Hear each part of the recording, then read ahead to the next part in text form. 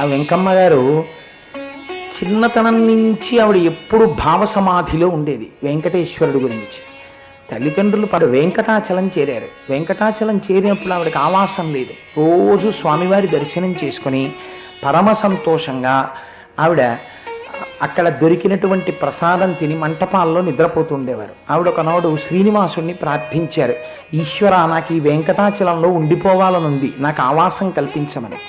వెంకటేశ్వరుడు ఆవిడకి స్వప్నంలో దర్శనమిచ్చాడు, అమ్మా నీకు నేను ఆవాసం ఇస్తాను కానీ లక్ష్మిని ప్రార్థన చేయమన్నారు. అప్పుడు లక్ష్మీదేవిని ప్రార్థిస్తే అనుకోకుండా ఆలయ నిర్వహణ చేస్తున్నటువంటి మఠాధిపతులు వెంగమాంబ గారి దగ్గరికి వచ్చి, అమ్మ మీరు ఈ కొండ మీద శాశ్వతంగా ఉండిపోండి అని ఒక పూరి గుడిసె వేసి ప్రతిరోజు ఇప్పుడు ఎలా అయితే పంచాంగం చెప్పగానే వెంకటేశ్వర స్వామి బ్రాహ్మణ్యానికి పెద్దపీట వేసి బ్రాహ్మణోస్య ముఖమాసీత్ అని దానం చేస్తారో వెంకటేశ్వరుడంతటి వారు నడువడి చూపించడానికి, అలా అక్కడ కూడా వకుళమాత అని యశోదాదేవి వకుళమాతగా ఉంటుంది వెంకటాచలంలో. ఆ వకుళమాత పేరు మీద ప్రతిరోజు ఆవిడికి బియ్యం పంపేవారు, అది వండుకు తింటుండేవారు.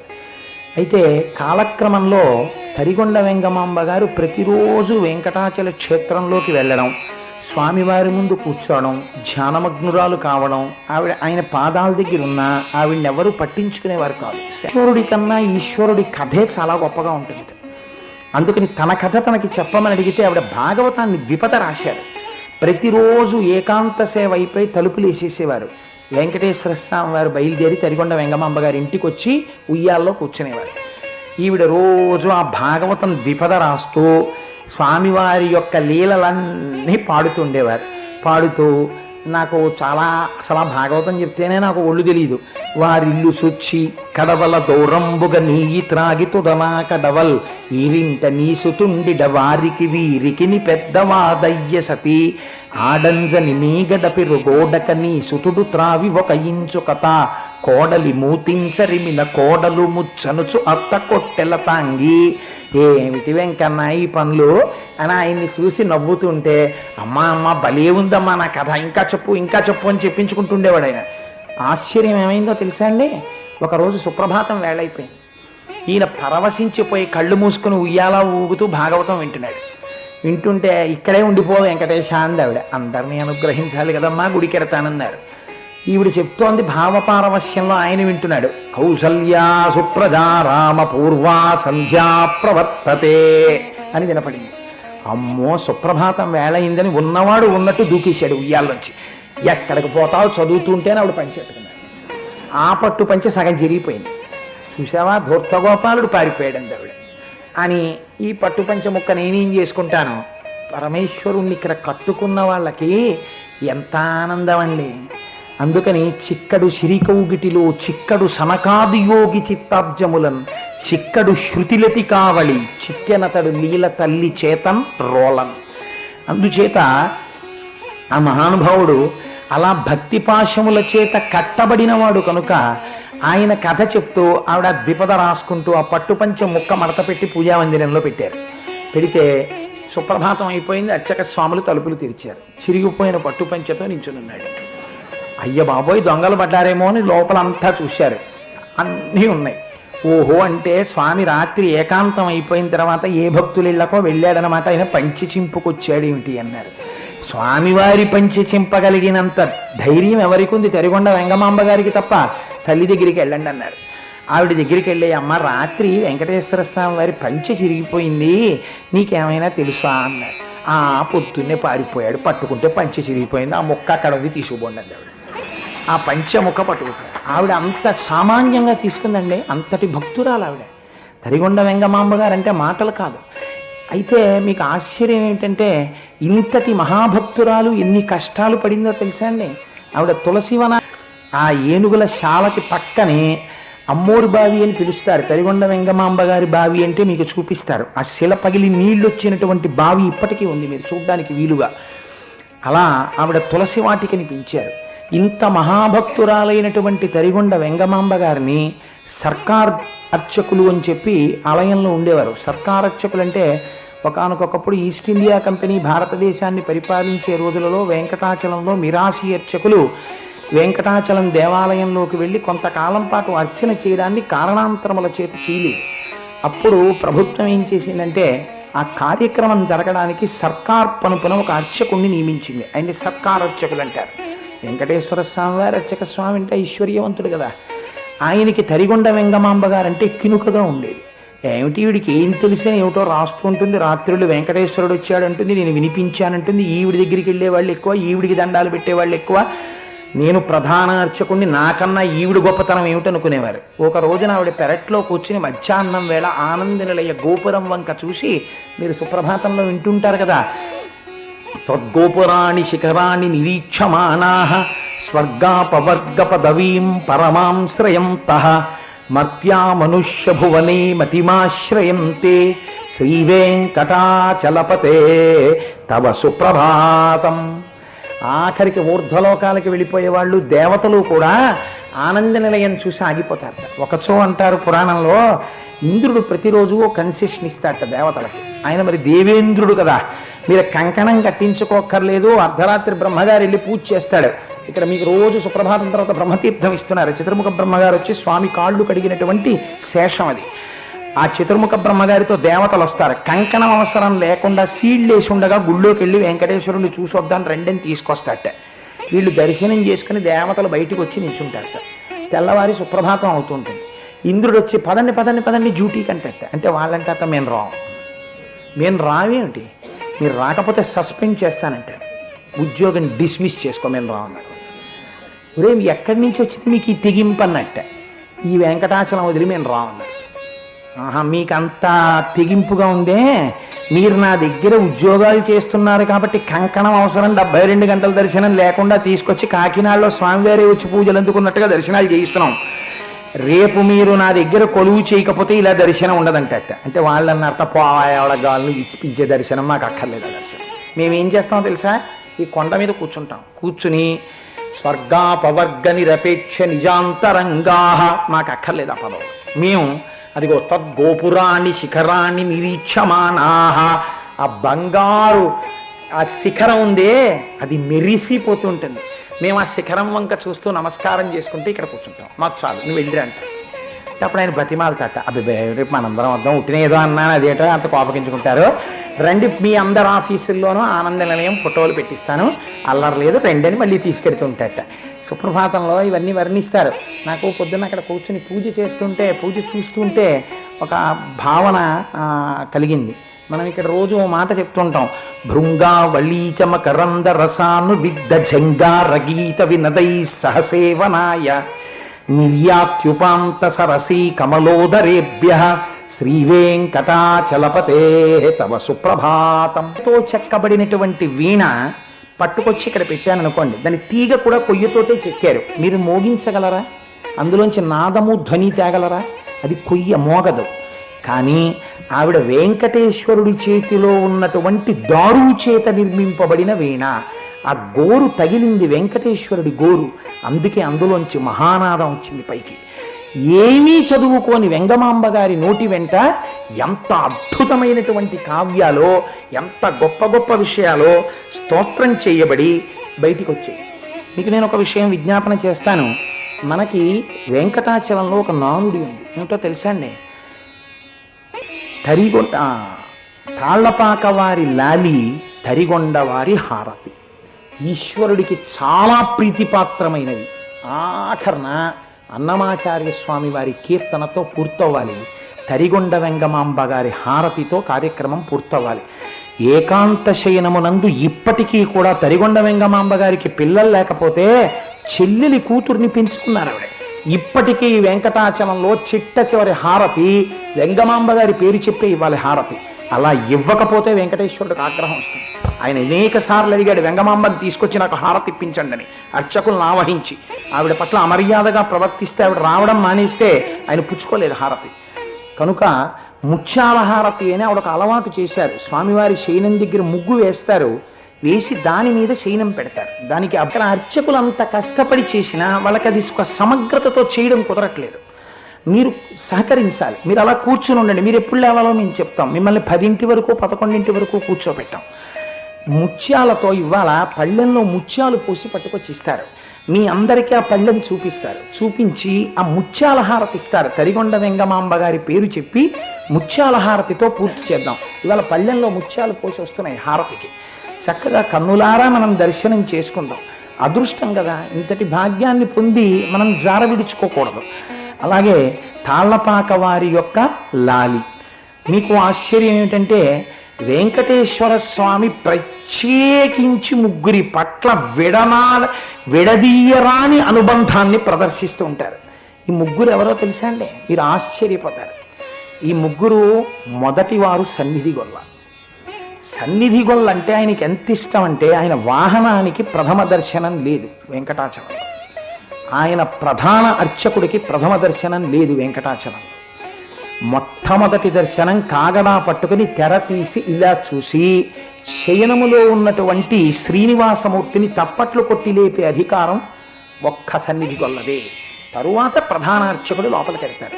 ఈయన వెలిగించిన జ్యోతిలోంచి మిగిలిన జ్యోతులు వెలిగించాలి. 2, ఏకాంత శయనం పూర్తయిందని గుర్తు ఏమిటంటే సన్నిధి గొల్ల వెలిగించేటటువంటి దీపం.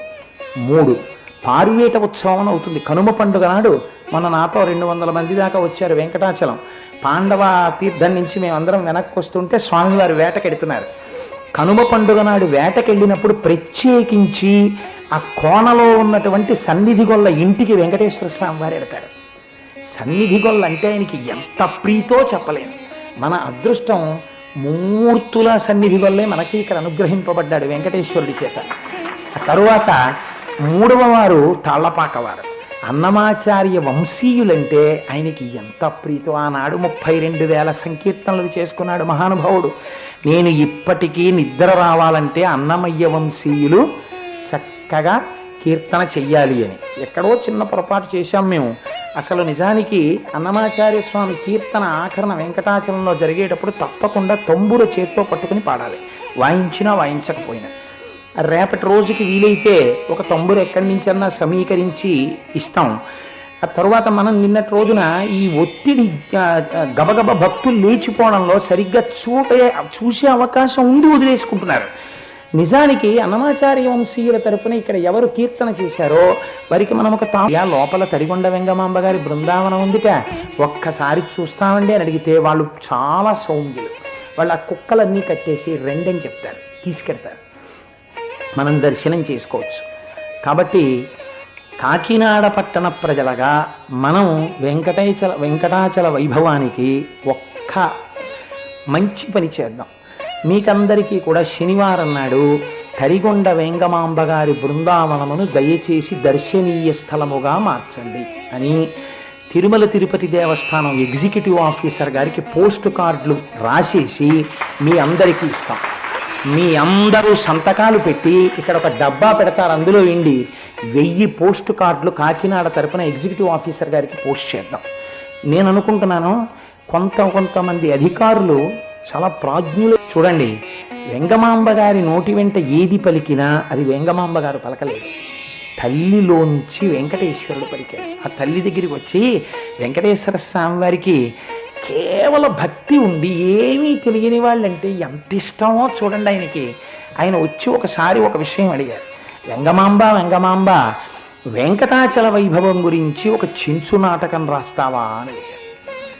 చెంచు నాటకం అంటే ఏమిటండి? చెంచులంటే అరణ్యాల్లో ఉంటారు, వాళ్ళకి ఏమీ తెలియదు, గూడాలు కింద ఉంటుంటారు. అలా గూడాల్లో ఉండేటటువంటి వాళ్ళు ఆ చెంచులు పాడుకునేటటువంటి పాట వెంకటాచల వైభవం గురించి ఉండాలి, అలా నువ్వు రాస్తావా అన్నారు. నేను రాయడం ఏమిటి, నువ్వే రాయిస్తావు అడిగావు కాబట్టి అని ఆవిడ రాయడం మొదలుపెట్టారు. మీకు అందులో ఒక ఘట్టాన్ని చెప్పి, అంటే ఇప్పుడు నేను ఆ వెంకటాచల వైభవం అది ఎప్పుడైనా వేరొకసారి ఎప్పుడైనా కేవలం తరిగొండ వెంగమాంబ అని ఒక 7 రోజుల ప్రసంగాలు చేసినప్పుడు మీకు అందులో ఉన్న సాహిత్య విశేషాలు కూడా నేను చెప్పే ప్రయత్నం చేస్తాను. ఇవాళ మీకు ఒక విషయం చెప్తాను. తరిగొండ వెంగమాంబ గారిని చెంచు నాటకం రాయమని వెంకటేశ్వర స్వామి వారు అడిగితే ఆవిడ చెంచు నాటకం రాశారు. అందులో చించిత అంటే ఆ చించుల యొక్క ఒక స్త్రీ, ఆ చించు కులంలో ఉన్న స్త్రీ, ఆవిడకేం తెలియదు.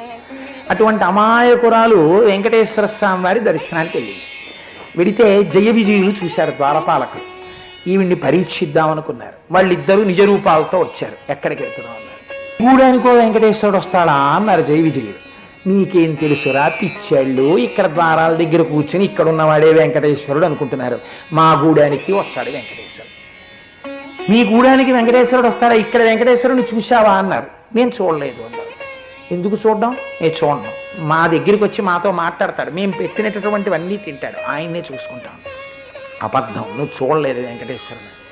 మీ మోహం, మీకేం తెలుసు? మీకు తెలియదు, మీరు చూడలేదేమో, నేను చూశానండి అప్పుడు వెంకటేశ్వరుడు. ఎలా ఉంటాడు చెప్పు అన్నారు. అంటే చెంచుల భాషలో ఆవిడ కొన్ని పద్యాలు రాశారు. నేను అన్నీ కాకపోయినా ఇవాళ మంగళవారం కాబట్టి అది వింటే మనందరికీ గొప్ప ఫలితం కలుగుతుందని ఆ భాష గమ్మత్తుగా ఉంటుంది, మామూలు పద్యాల్లా ఉండదు. ఆవిడంది, వినరన్ననే జూచు వెంకటేశ్వరుడు మిసమిసమని చాలా మెర్రసేటిదేమో గట్టిగా తల మీద గదించి. అంటే ఆవిడికి కిరీటం పెట్టుకున్నాడని చెప్పడం రాదు, మిసమిసమని మెరిసిపోయేటటువంటిది అది ఏమిటో తల మీద ఇలా పెట్టుకున్నాడండి. మిసమిసమని చాలా మెరిసేటిదేమో గట్టిగా తల మీద గదయించి దాని చుట్టూ పూలదండలు చుట్టుకున్నాడు. పొద్దున్న ఆయన కోమాల సేవ చేసేటప్పుడు టక టక టక టక ఎంత అందంగా చేసేశారు. అది అలా పూలదండలు చుట్టుకున్నాడు. తరిగొండ వెమ్మగమాంబ గారిది వీడు చదువుతాడేమో, అలా అందరికీ దర్శనం ఇద్దామని తెర తీసి కూర్చున్నాడు ఆయన ఇవాళ. అందుకని దాని చుట్టూ పూలదండలు చుట్టుకున్నాడు. లలిమించు మొసలి పిల్లల వంటివేమో తళుకుగా చెవులకు తగిలించినాడు. మొసలి పిల్లలంటే ఏమిటో తెలుసా అండి? మొసలి అంటే సంస్కృతంలో మకరము అని, మొసలి పిల్లలు అంటే చిన్ని చిన్ని మొసలి పిల్లలు లాంటివి, అంటే మకర కుండలములు. ఆవిడ మకర కుండలములు పెట్టుకున్నాడు అని ఒక చెంచు స్త్రీ ఎలా ఉంటుంది అంటుంది? చించిత అనదు. కాబట్టి ఆవిడ భాషలో చెప్తున్నారు, అవేమిటో మొసలి పిల్లల్లా ఉన్నాయి, చెవులకు పెట్టుకున్నాడండి. అందుకని లలిమించు మొసలి పిల్లల వంటివేమో తళుకుగా చెవులకు తగిలించినాడు. పచ్చ పచ్చటిదేమో బహుశానమేనా అచ్చుగా అందందు అతికించినాడు. ఇదో గమ్మత్తు. ఆయన పట్టు పీతాంబరం కట్టుకుంటాడు. మేఘశ్యామం పీత కౌశేయవాసం శ్రీవత్సాంకం కౌస్తుభోద్భాసితాంగం పుణ్యోపేతం పుండరీకాయతాక్షం విష్ణుం వందే సర్వలోకైకనాథం. ఆయన పట్టుబట్ట కట్టుకుంటే కనపడదు, ఎందుకని అన్ని పురహారాలే. ఆ నందక ఖడ్గం, శంఖం, చక్రం, శాలగ్రామాల మాడలు, ఆ పెద్ద పెద్ద పుష్పహారాలు, పెద్ద పెద్ద అలంకారాలు, అక్కడక్కడ ఏదో అంటించినట్టుగా కనపడుతోందట పసుపచ్చ పట్టుబట్ట. అందుకని ఆవిడంది పట్టుబట్ట కట్టుకున్నాడం లేదు, అదేమిటో ఒళ్ళంతా అక్కడక్కడ పచ్చగా అంటించుకున్నాడండి. ఎంత గమ్మత్తుగా ఉందో చూడండి. పూలదండల మధ్యలోంచి చూసినప్పుడు కొంచెం పచ్చపచ్చగా కనపడింది. తరిగొండ వెంగమాంబ గారి చెంచుగానాన్ని మీరు అటు చూసి చూస్తూ ఉండొచ్చు, కింద ఒక్క చోటే కనపడుతుంది పచ్చగా. అందుకే ఆవిడ అంటించుకున్నాడు అని, మిగిలినవన్నీ పూలే, హారాలే. కాబట్టి గల్లని కూసేటి గట్లు శ్రీపాద పల్లవముల యందు భరించినాడు. ఎంత అమాయకపు మాట చూడండి. గల్లని కూసేటి గట్లు అంటే కట్లు, అంటే ఆయన అడుగు తీసి అడుగు వేస్తుంటే మా పోతన గారు అయితే చాలా అద్భుతంగా వర్ణిస్తారు. కదలిన బాహుపద క్రమంబున రవము సూపిడి నూపురముల వాణి అంటారు. ఆయన అడుగు తీసి అడుగేశాడు అనుకోండి, పాదములకు పెట్టుకున్న నూపురములు గల్లు గల్లున మోగుతాయి. అవేమిటో గజ్జలున్న కట్లు కాళ్ళకి ఎలా మోస్తున్నాడో అవి భరిస్తున్నాడండి ఆవిడ. అంటే అంత లావునున్నాయి, ఎలా పెట్టుకున్నాడో అంత బరువు అంది అనమాట. అందుకని గల్లని కూసేటి గట్లు శ్రీపాద పల్లవముల యందు భరించినాడు. గుండూటిదొక్కటి కూసేదొకటి రెండు చేతుల ధరించినాడు. గుండూటిదొక్కటి అంటే గాజు లాంటిది, అది గుండులో ఉంది. కూసేటిదొక్కటి అంటే ఒకటి అరుస్తోంది, అంటే దానికి చిన్న చిన్న చిన్న చిన్న గంటలు లాంటివి ఉన్నాయి. స్వామి చెయ్యి కదిలితే ఒకటి నిశ్శబ్దంగా ఉంటుంది, ఒకటి చప్పుడు చేస్తోంది. నేను మర్చిపోతానేమో, ఆ సహస్రదీపాలంకారసే ఉంది అని చెప్పి అలారం కూడా పెట్టుకోవాల్సిన పరిస్థితి వచ్చింది నాకు ఉపన్యాసంలో. కాబట్టి అయినా చూసారా తరువుకు వచ్చింది. గుండూటిదొక్కటి కూసేదిదొకటి రెండు చేతుల ధరించినాడు. రెండు చేతులకి మామూలు నునుపుగా ఉన్న గాజు ఒకటి వేసుకున్నాడు, ఒకటి కదిలితే కనకన కనకన శబ్దం వస్తోంది, అలాంటి వేసుకున్నాడు. ఇంత దర్శనం చేశామని చెప్పి మనం చెప్పగలమండి? ఒక చించిత చెప్తోంది, ఎంత బాగా చెప్తోందో చూడండి. ఎడమ చేతిని కత్తి ఇరవందబట్టి, అంటే ఆవిడికి కటిహస్తం ఇలా ఉంటుందని చెప్పడం రాదు. కత్తి అట్టుకున్నాడు, ఇలా కత్తి అట్టుకున్నట్టుగా ఏమిటో ఇలా పట్టుకున్నాడండి. కుడి చేత ధరణిపై గురి పెట్టినాడు. తన పాదాలు చూడమన్నాడని చెప్పడం రాదు, చించిత ఏమిటో భూమికి ఇలా చేయి గురి పెట్టాడయా అండి. అంటే ముద్ర కూడా చెప్పేసింది. ఏమి భావనా సౌకుమార్యం అండి మా తల్లి వెంగమాంబ గారిది. నల్లని మేలు వర్ణము వాడు తెల్లనై తగునట్టి తిరుమణివాడు. ఒళ్ళు చూస్తే నల్లగా ఉంటుంది, కర్పూర నామాలు చూస్తే తెల్లగా ఉంటాయి. అలా ఉంటాడు. కలికి చూపుల గొప్ప కన్నులవాడు. అసలు లక్ష్మి ఎక్కడ ఉంటుందో తెలుసా? ఆయన కళ్ళల్లో ఉంటుంది. ఈ భావన ఎక్కడిదో తెలుసా అండి? అన్నమాచార్య స్వామి వారు కీర్తన చేశారు. స్వామి నీ యొక్క కన్నులు ఏమి కన్నులయ్యా అని పొంగిపోయాడు ఆయన మహానుభావుడు. కాబట్టి కలికి చూపుల గొప్ప కన్నులవాడు, మొలక నవ్వులవాడు, ముద్దులవాడు. చక్కగా మొలక నవ్వు, చిన్ని నవ్వు నవ్వుతూ ఉంటాడు. మా గోపాలకృష్ణ గారు ఆ మూర్తిని తీసుకొచ్చినప్పుడు అటెళ్ళా ఇటెళ్ళా ఇట్లాను తపై హొయల్ మీరా విసువక వలె వాటు వేసి వేడుకను, ఏదో పచ్చటి బట్టిలా వేసుకుని మళ్ళీ పైన ఉత్తరీయం లాంటిది ఇలా వలె వాటుగా ఓటు వేసుకుంటాడు. చెప్పడం రాకపోతే చూడండి, ఆయన మీరు ఏమీ తెలియనటువంటి ఒక స్త్రీ దగ్గరికి వెళ్ళి ఒక ఇన్షర్టు టక్కు టై కట్టుకున్న వాడిని ఏం కట్టుకున్నాడు అన్నారు అనుకోండి, ఏటోనండి ఆడాలు పెట్టుకునే రిబ్బన్ లాంటిది ఒకటి ఇలా కట్టుకున్నాడు ఆయన అంటే టై కట్టుకున్నాడని చెప్పడానికి. అలా అదే భాషలో చించిత మాట్లాడుతున్నాడు. ఏమిటో ఇలా పచ్చగా అంటించినట్టు ఓ గుడ్డ కట్టుకున్నాడు, పైన ఏమిటో వల్లెవాట్లో ఓ గుడ్డ ఒకటి వేసుకున్నాడు మళ్ళీ పైన. అందుకని ప్రాకటంబుగనొక్క పక్షిపై నెక్కి మా కోనలకు వచ్చు మమ్మెల్ల మెచ్చు. మేమెళ్ళి చూడం ఆయన్ని, ఆయనే ఏదో పక్షి, ఓ పెద్ద బంగారు రంగులో ఉంటుంది పక్షి, అంటే సుపర్ణుడు గరుడు. అది ఎక్కువ వచ్చేస్తుంటాడు ఆయనే మా దగ్గరికి వచ్చి, మా అందరిళ్ళకి వచ్చి నువ్వు బాగున్నావా, నువ్వు బాగున్నావా, నువ్వు బాగున్నావా అంటాడు. వచ్చా ఏమిటయా కూర్చో అంటాం మేము, కూర్చుంటాడు. ఇదిగో తిను అనో కాయడతాం, తింటాడు. తిని ఇంక నేను బయలుదేరనా అంటాడు. మేము గూడెంలో పనులున్నాయి, అవి వెళ్ళి కాయలు వేర్లు ఏరుకోవాలి, బయలుదేరంటాం. పక్షి ఎక్కి వెళ్ళిపోతుంటాడు. జయ విజయులు ఆయనున్నారని కాపు కాస్తున్నారు, ఆయన వీళ్ళింటికి వస్తున్నాడు. చించిత భాగ్యం ఏమిటో చూడండి. కాబట్టి ప్రాకటంబుగనొక్క పక్షిపై నెక్కి మా కోనలకు వచ్చు మమ్మెల్ల మెచ్చు, నలువొప్ప తరిగొండ నరసింహుడనుచు వెలయమమ్మేలు నా వెంకటేశ్వరుడు. తరిగొండలో ఉన్న నృసింహుడున్నాడే వాడే ఇక్కడ వెంకటాచలంలో వెంకటేశ్వరుడిగా ఉన్నాడు అని అభేద భావనతో తరిగొండ వేంగమాంబ గారు చెంచు నాటకాన్ని రచించి ఉయ్యాలా ఊగుతున్న వెంకటేశ్వర స్వామి దగ్గర ఈ చించిత జయ విజయుల సంభాషణం జరుగుతుంటే స్వామి పరవశించిపోయి ఆనందంతో అలా భావతన్మయత్వంతో కూర్చుని ఉండిపోయేవట. మధ్య మధ్యలో ఆవిడ ఏమిటా కళ్ళు మూసుకోవడం, వింటున్నావా అంటే వింటున్నాను. ఏం చెప్పాను చెప్పు అంటే విన్నాను. పక్షిపై నెక్కి వచ్చేడివాడు చెప్పావు కదా, చెప్పు. చెప్తాను, అలా కూర్చో విను అని మళ్ళీ చదువుతుంది. ఎంత అదృష్టవంతురాలండి ఆ తరిగొండ వెంగమాంబ.